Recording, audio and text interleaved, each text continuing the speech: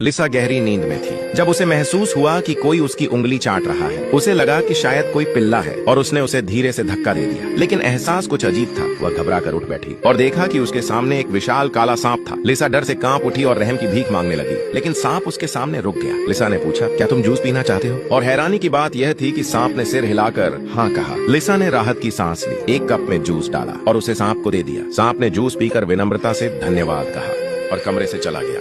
अगली शाम लिसा ने पहले से ही जूस तैयार कर लिया और सोने चली गई। काला सांप फिर से उसके कमरे में चुपके से आया, लेकिन इस बार उसने लिसा को पहले जगाया और उसकी अनुमति मिलने के बाद ही पीना शुरू किया। अब लिसा उस शिष्ट सांप से परेशान हो चुकी थी, इसलिए वह अपना तकिया लेकर बालकनी में जाकर सो गई। उधर जब सांप जूस पीकर निकल रहा था तो उसका सामना लिसा की दोस्त मैरी से हो गया। मैरी ने कमरे में लिसा को नहीं देखा तो उसने सोचा कि सांप ने लिसा को खा लिया है। गुस्से में उसने सांप को ललकारा, उसे अभी बाहर निकालो। सांप ने सिर हिलाया, लेकिन मैरी ने समझा कि वह मना कर रहा है।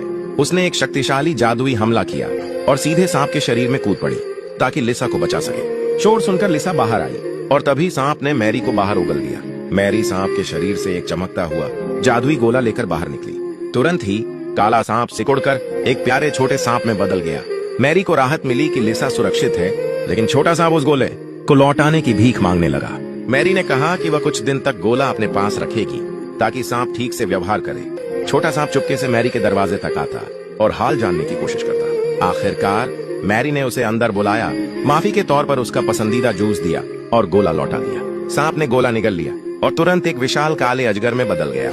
लेकिन रूपांतरण यहीं नहीं रुका, कुछ ही क्षणों में वह एक सुंदर युवक बन गया। मैरी ने जब उसे पूरी तरह नग्न देखा तो शर्म से अपनी आंखें ढक ली।